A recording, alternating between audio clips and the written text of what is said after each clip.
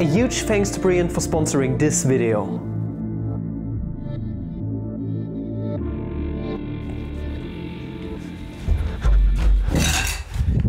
Katzenkrankheiten!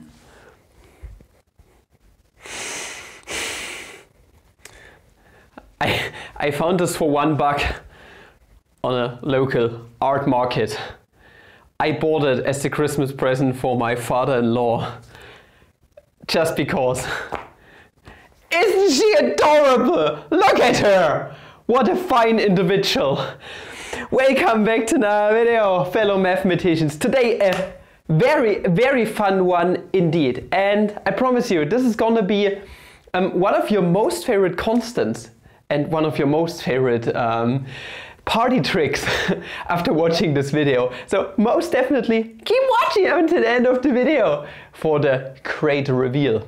No, we are gonna start with the great reveal from the start, but we are gonna prove the very thing we are gonna show as a little party trick as mentioned before. By the way, this video has been sponsored by the wonderful people over on Brilliant, so definitely make sure to check out their amazing STEM content. More information at the end of the video, but if you're curious, take a look at the link down there at the top of the description. Now we're gonna dive right in. So here is the following algorithm. Take a 3-digit number. You could ask someone, give me a 3-digit number, and in the best case, those 3 digits are sorted already by size. So the biggest number at the front, for example, 571. No, this is not sorted, 531. Okay, so 531 is the number. Now what you're gonna ask is, turn that number around. Okay, so turning that number around means we are gonna get 135, which is my most favorite number by coincidence, and you are gonna subtract this new number from the original one. So 531 minus 135. Now let us subtract it. Okay, so if you were to subtract it, what are we gonna get? We are going to get something, so this is close to 400 kind of, so 300 something with 96. So 396 is the number that we are gonna get out.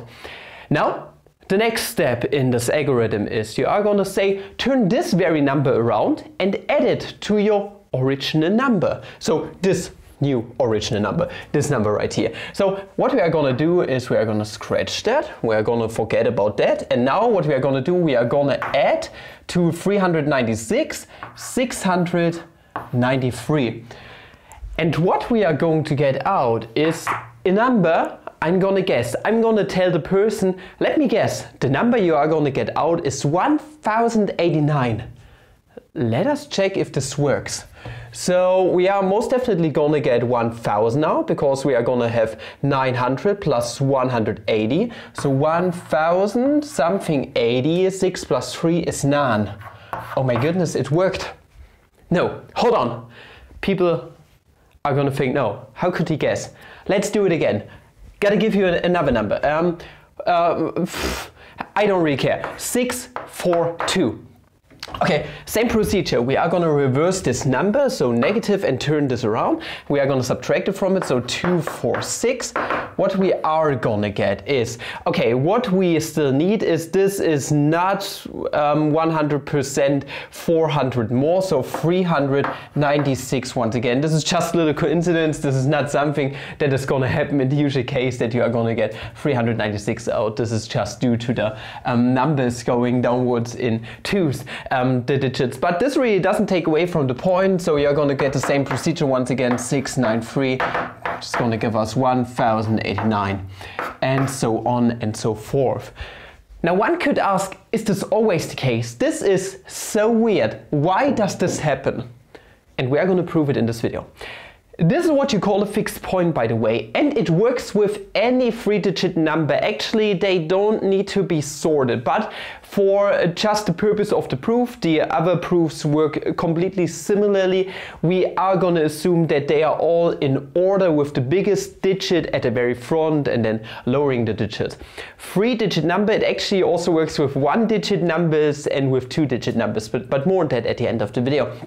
Let us prove this, shall we? Why does it always end up in 1089? This right here is a fixed point, and I think this constant doesn't have a name. So, okay, we are going to start off with well, just a digit decomposition of a certain number. So let x be equal to what is the digit composition? Well, we have each and every digit, one on the 100th place, the 10th place, and just the regular digit place. Okay, so we are gonna have the decomposition of a times 10 squared plus b times 10 plus c. I hope you can see the similarity here. If a is equal to 6, so we get 6 times 10 squared, which is 600, plus when b is equal to 4, 40, so 640 plus c being equal to 2, 642. This is our number. So let us go through the process. What do we want to show? At first, we want to show which number we are going to end up with once we subtract the reverse number from the original one. So we are going to call the reverse number just x conjugate something, okay? And what is going to happen is our regular first digit place is gonna be transferred to the 100th place, so we are gonna get c times 10 squared. Our b times 10 is gonna stay at its regular place, so plus b times 10 plus, and well, a is gonna go to the last place here, plus a. And the restriction I put upon the numbers originally, and this is just what we are going to assume for this proof. The other proofs for the other cases are very similar. You can just generalize this. Nonetheless, we are going to say that a is strictly greater than b is strictly greater than c. This is something that we want to have. Now, what was the first step? We want to take our x and subtract x conjugate from it. So, meaning, let us just plug all of those values in. Now we are going to get a times 10 squared plus b times 10 plus c minus all of this c times 10 squared minus b times 10 minus a. Now you are going to notice, well, luckily b times 10 is going to be cancelled out. That is nice. And what we are going to end up with is 10 squared plus 1 or minus 1 in our case for the a.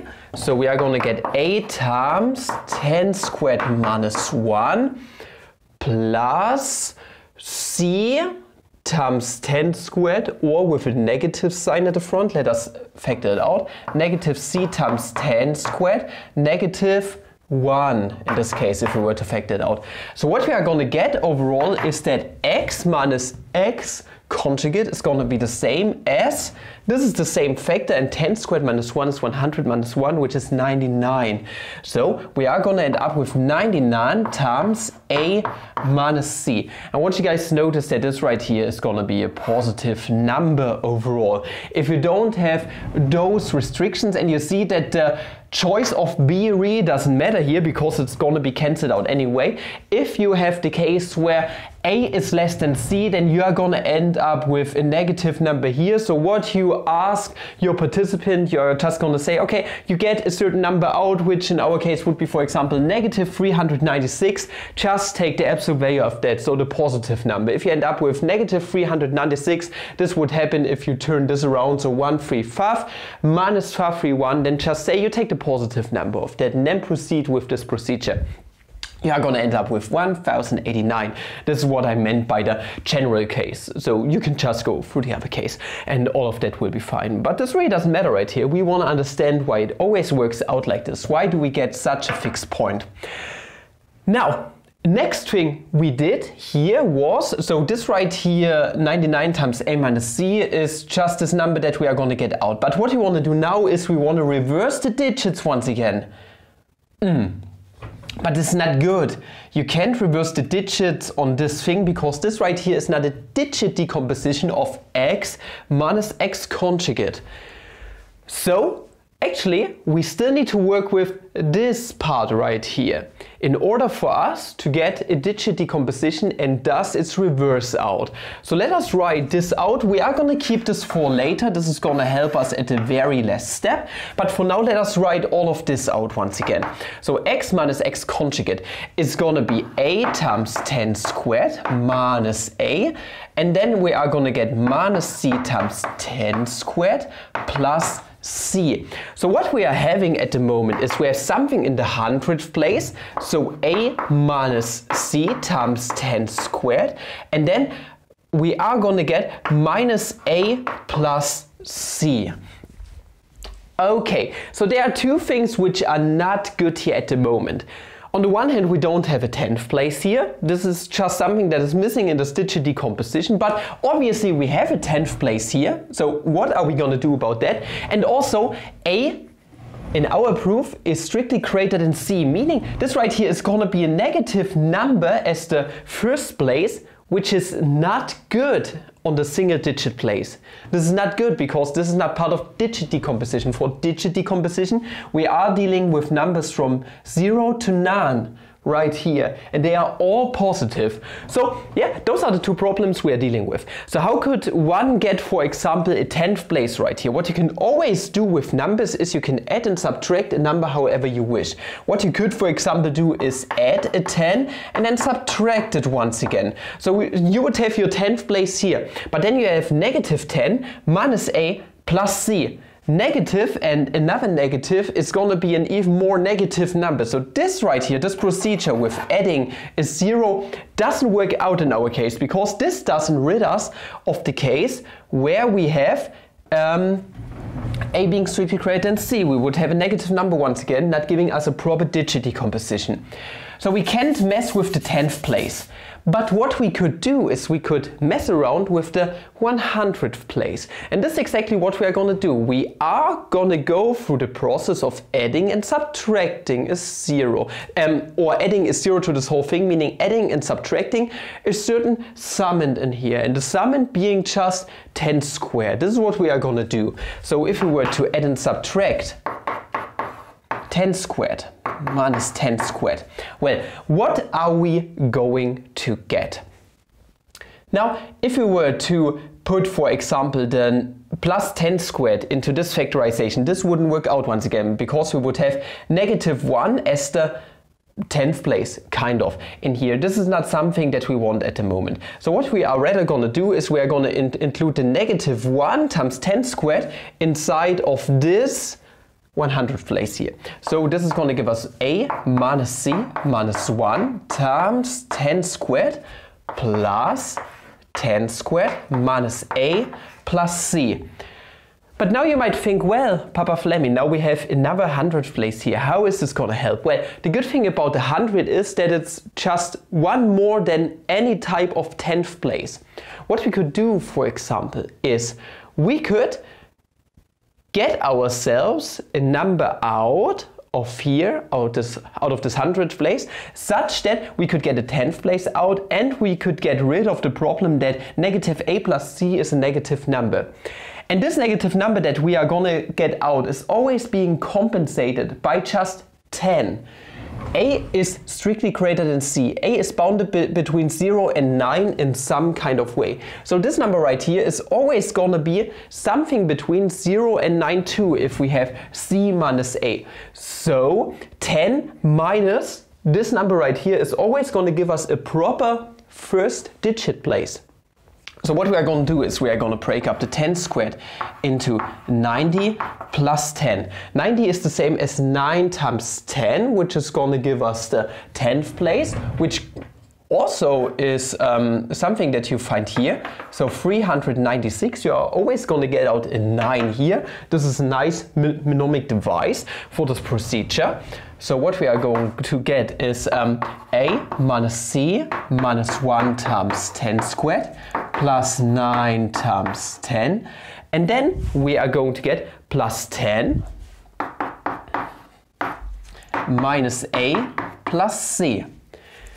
And this right here is the decomposition in terms of digits for x minus x conjugate.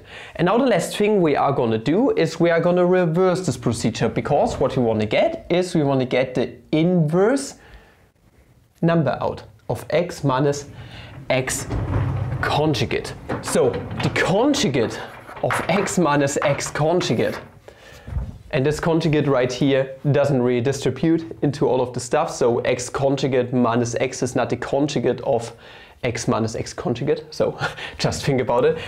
It doesn't work like that, sadly. It's going to be just everything turned around. This part right here is going to slide into our 100th place. So 10 minus a plus c times 10 squared. Then our 10th place is going to stay how it is, plus 9 times 10. And the last thing we are going to get is a minus c minus 1 as the first digit place. Okay, and with that out of the way, what we can do is we can add our x minus x conjugate to this thing right here. And this is where our little shortcut comes in. This is going to be really handy because we don't need to write all of this shit out once again. This is not necessary. We are going to make it easy on us, and we are going to represent x minus x conjugate as 99 times a minus c. So x minus x conjugate plus x minus x conjugate, and the conjugate of that is going to be 99 times a minus c, which is 99a minus 99c.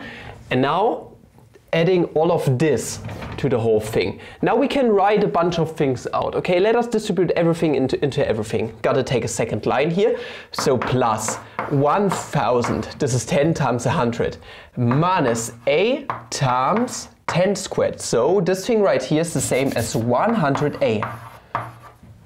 And then we are going to get plus 100c. Then we are going to get plus 90. And last but not least, plus a minus c minus 1. And now what we are going to do is we are just going to add a bunch of things together and see what we are going to be left with.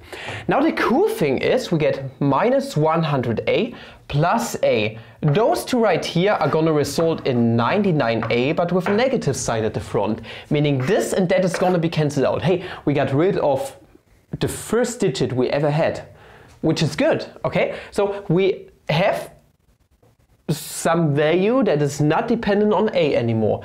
Do we have the same thing with the c? So we have 100c minus c, which is going to result in 99c. Minus 99c, it's going to be cancelled out. So the thing we are going to get at the very end of this procedure is going to be constant. It's not with respect to any kind of digit that we had before, which is great. So what we are going to get is 1000. And then plus 90 minus 1. And 90 minus 1 is 89, giving us a constant of 1089 in the process. So it doesn't matter what you do.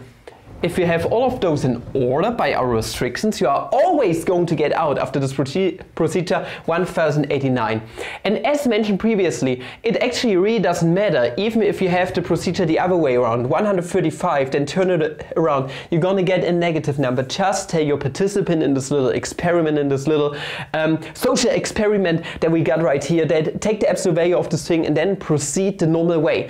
And it actually also does work out with one-digit numbers and two-digit numbers. So if you tell a person, yeah, think of a number between, apart from 0 doesn't work out, but think of a number between 1 and 999, and then immediately 69 comes to your mind. Oh, 69, this is such a great number. But how would you proceed with something like this? Well, you put a 0 at the very front and then turn this number around, minus 960. And then you are going to think back, okay, what we are going to get is we are going to get a 9 right here in the middle. And the other things are just some stuff that you need to figure out. So you're going to get a 1 here at the very end. And also you are going to get an 8 at the front, if I'm not mistaken. Okay, so 891. Negative in a normal case, okay, but we are going to take the absolute value of that. Now turn that around. Plus 198, and hey, you see, this is going to be a 9, this is going to add up to 180, 1 plus 8 is going to be 900, giving us overall, once again, 1089. So even if you start with 69 or 420, really doesn't matter. You are going to get the constant out after going through this procedure. And that's a really cool party trick. But what I was thinking, does this work out with other numbers too, so with 4-digit numbers, 5-digit numbers and so on. And I am actually not certain. What I know is that there is another constant, it's called Caprekas constant, which is 6174 if I'm not mistaken. And this is also another fixed point that you get out after an iteration of 4-digit numbers. Caprekas constant, it has been proven that at most after 7 iterations of the same process that we did here, if I'm not mistaken, you are going to get Caprekas constant out. And I think something like this works with 5-digit numbers too, and so on and so forth. You are always going to get out a fixed point. I'm not certain about that. I'm not certain if it's a conjecture, but I'm going to conjecture it here, and if this thing has already been proven, then feel free to leave some comments down there below. It's kind of similar to the palindromic numbers thing, that if you turn a number around, add it to it, something of that sort, you are going to get a palindromic number out eventually under certain boundary conditions. And I for myself think that this is a very cool thing that you can show to your math teacher or your friends or the party members that you have in League of Legends while they are raging. And if you did enjoy what you have seen today, if you are into doing proofs, number theory and the like, then I would invite you to try out the content of today's sponsor Brilliant, who are kind enough to sponsor yet another video here on this channel. Now I for myself started small too. I didn't do proofs all my life long. I only did proofs the first time when I entered university. And it was a real challenge getting behind the formalism and all of this abstract stuff. But it doesn't need to be so complicated. Not everyone needs to attend university to learn mathematics and the abstract things behind those. And this is where Brilliant comes in. Brilliant is your source for some of the best online learning content that you can find out there on the internet. Be it the mathematics that we did today, computer sciences, chemistry, physics, doesn't matter what you want to learn in the STEM field, Brilliant is there for you, and they want you to learn something new on a daily basis. Go over to their abstract algebra courses, take a look at their course concept. It's seriously brilliant, and I'm not exaggerating when I say that.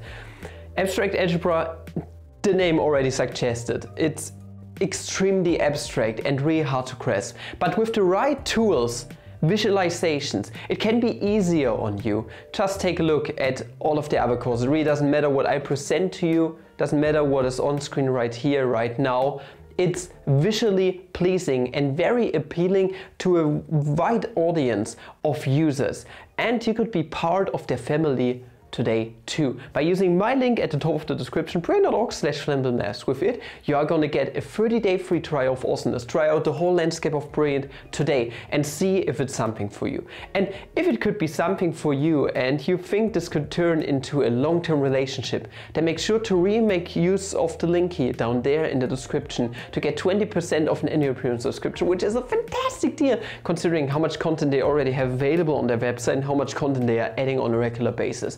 So definitely make sure to check it out and support the channel this way, and I hope you did enjoy what you have seen today.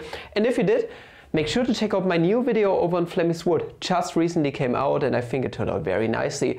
You can see another version of Papa Flemmy there. So yeah, make sure to check it out and support the channel this way. And up until next video, I wish you guys a flammable day. See ya!